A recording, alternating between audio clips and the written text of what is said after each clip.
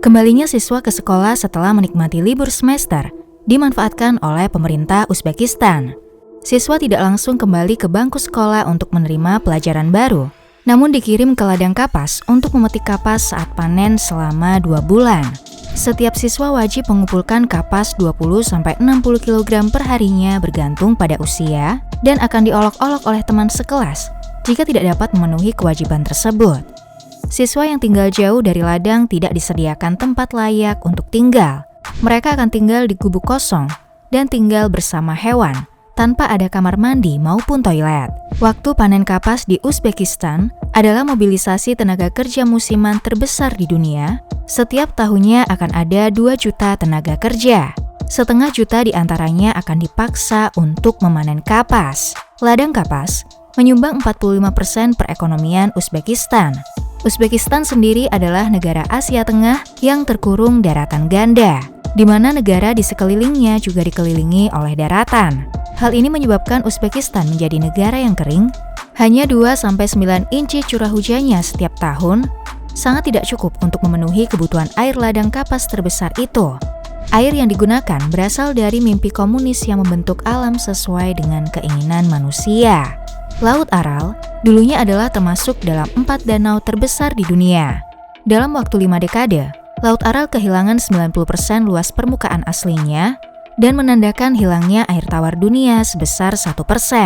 Daerah ini dulunya merupakan zona ekologi dan ekonomi yang berkembang pesat di jantung Asia Tengah dan dengan cepat menjadi bencana alam terburuk buatan manusia sepanjang sejarah. Ditambah dengan kurangnya perhatian global, menimbulkan bencana yang dikenal dengan bencana Chernobyl. Yang terlihat di permukaan hanyalah sebuah bencana yang melenyapkan danau terbesar keempat di dunia, namun nyatanya itu adalah tahap awal dan akar dari perbudakan anak modern, kebocoran senjata biologis, perubahan iklim parah, salah satu tingkat kematian bayi tertinggi di dunia, dan tingkat penyakit kanker yang 20 kali lebih tinggi dari rata-rata global di wilayah tersebut. Kisah Laut Aral adalah kisah keangkuhan manusia, seperti perselisihan ekonomi, visi utopis masa depan, dan ketegangan geopolitik. Asia Tengah dalam sejarah dibentuk oleh 2 tempat lahir kehidupan di tanah yang sebagian besar tidak ramah, yaitu Laut Kaspia dan Laut Aral. Laut Kaspia adalah sisa dasar laut kuno, sedangkan Laut Aral adalah laut yang tidak sengaja terbentuk. Beberapa juta tahun lalu, sebuah depresi terbentuk di perbatasan Uzbekistan dan Kazakhstan modern. Dan 12.000 tahun lalu, sungai Amudarya berubah arah sehingga mengisi depresi Aral, yang kemudian menghasilkan danau air tawar yang menumbuhkan ekosistem subur dan ikan melimpah sehingga menarik perhatian orang-orang. Laut Aral adalah danau terminal yang berarti tidak memiliki saluran keluar alami ke laut. Itu sebabnya Laut Aral mempertahankan ketinggian airnya melalui keseimbangan air umpan, melalui sungai Amudarya dan Sirdarya, serta penguapan. Pada abad pertengahan, Laut Aral mengering.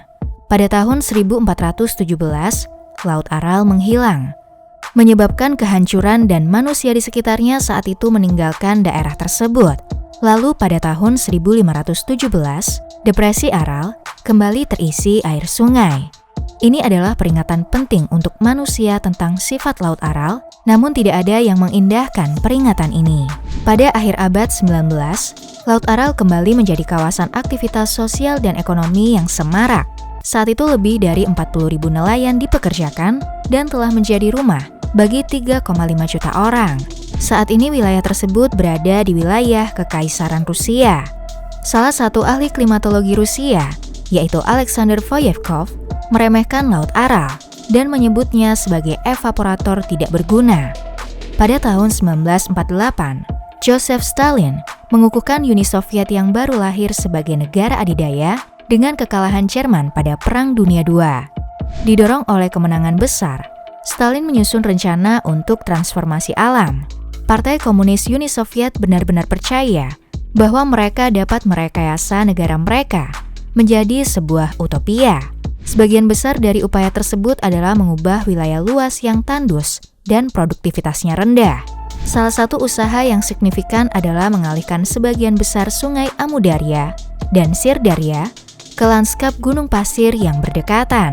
Hal ini bertujuan untuk menjadikan Asia Tengah pusat kekuatan pertanian yang subur dengan fokus kepada hasil kapas. Kapas menurut daerah tersebut bagaikan emas putih, tidak hanya membantu memasok pakaian ke orang-orang Uni Soviet, tetapi juga dapat dikonversi menjadi modal asing melalui ekspor. Dalam mewujudkan impian tersebut, pemerintah setempat membangun kanal irigasi yang malah mengurangi aliran masuk ke Laut Aral. Para ilmuwan mengetahui bahwa hal ini akan memperkecil ukuran Laut Aral. Ironisnya, saluran irigasi yang dibangun dengan tidak layak membuat 70% air bocor ke gurun. Setelah kematian Joseph Stalin, di bawah komando Nikita Khrushchev, mendorong lebih jauh kehancuran reformasi tanah ini dan lebih banyak air dialihkan. Namun, dalam hal mencapai tujuan awal, rencana Uni Soviet berhasil secara luas. Pada tahun 1988, Uzbekistan menjadi pengekspor kapas terbesar di dunia. Kesuksesan itu membuat standar kehidupan masyarakat Uzbekistan meningkat dengan margin yang relatif signifikan. Dengan mengekspor emas putih ke seluruh dunia, dapat membantu mengimbangi ketidakseimbangan perdagangan dengan Barat. Namun segala prediksi dan keputusan klimatologi di daerah itu berubah menjadi bom waktu. Kemunduran yang signifikan di garis pantai Laut Aral dimulai pada awal 1960-an, jauh lebih cepat dari yang diperkirakan. Jutaan orang yang bergantung pada laut mulai melihat garis pantai menjauh. Kota-kota makmur seperti Aralsk dan Tastubek mengalami ledakan ekonomi yang berkembang pesat. Pada awal tahun 90-an, kota-kota nelayan ini berjarak 2 jam perjalanan ke garis pantai. Air laut yang surut juga membawa beberapa efek samping yang tidak terduga.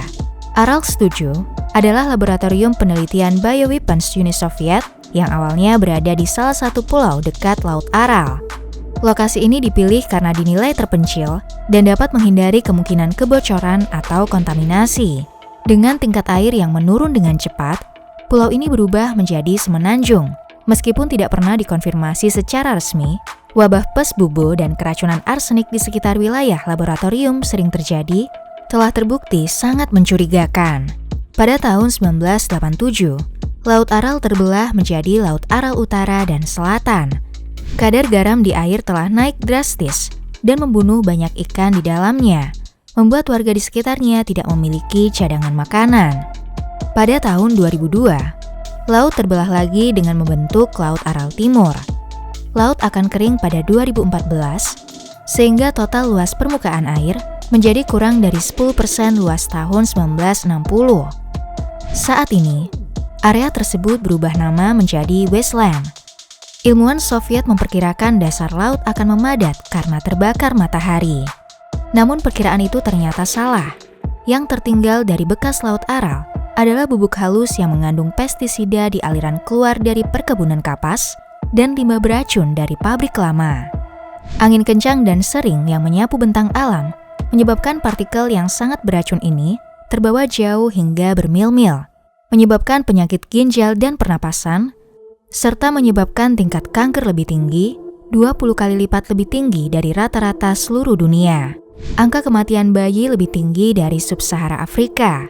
Wilayah ini menjadi sangat kering dan panas ketika musim panas dan akan membeku ketika musim dingin. Pada tahun 2015, National Geographic menerbitkan sebuah wawancara dengan warga lokal bernama Yusuf Kamalov yang mengatakan bahwa yang terjadi di wilayahnya adalah gambaran dari akhir dunia. Sementara bagian selatan Laut Aral terus menghilang dari permukaan planet, sedangkan sesuatu yang luar biasa terjadi di bagian utara. Berada di perbatasan Kazakhstan setelah Uni Soviet runtuh pada 1991, upaya signifikan dilakukan untuk mencegah keruntuhan total laut. Dengan bantuan $87 juta dari Bank Dunia, Kazakhstan memutuskan untuk memutuskan hubungan Laut Aral Utara dan Selatan. Alasannya adalah mereka dapat menyelamatkan satu laut dengan membunuh salah satunya. Hal ini dilakukan dengan membangun bendungan Kokaral. Pembangunan yang selesai pada tahun 2005 ini diyakini akan mampu kembali mengisi air laut selama 1 dekade. Dalam waktu 7 bulan permukaan air telah naik, lebih cepat dari perkiraan dan kadar garam dalam air juga berkurang. Pada tahun 2010, pemerintah Kazakhstan memutuskan untuk memperkenalkan kembali ikan yang dulu banyak terdapat di Laut Aral. Warga sekitar yang tadinya miskin kembali melihat potensi industri perikanan yang akan maju setelah terpuruk selama 3 dekade. Kekuatan dan stabilitas menjadi hal yang penting bagi pemimpin negara-negara Asia Tengah yang baru merdeka, seperti Uzbekistan. Tanpa bantuan dari Moskow dan kontrol harga yang berkelanjutan, petani tidak mau berinvestasi atau memelihara mesin pertanian yang secara langsung mengarah pada keputusan untuk menerapkan kebijakan dengan menggunakan siswa sekolah untuk kerja paksa mempertahankan keuntungan yang digunakan untuk menopang rezim saat ini. Laut Aral yang berada di Uzbekistan tidak mungkin dipulihkan tanpa perubahan pemerintahan. Kirgistan dan Tajikistan sebagai sumber air juga memiliki kepentingan dalam membendung kedua sungai untuk PLTA. Pemerintah Uzbekistan harus bersatu secara realistis untuk mencegah keruntuhan Laut Aral Selatan. Kisah Laut Aral adalah cerita yang menentang gagasan bahwa utopia adalah hal yang nyata dan bahwa manusia dapat membelokkan alam sesuai dengan keinginannya. Dari Neolitik hingga gurun pasir beracun, Laut Aral adalah peringatan terhadap keangkuhan kita sendiri.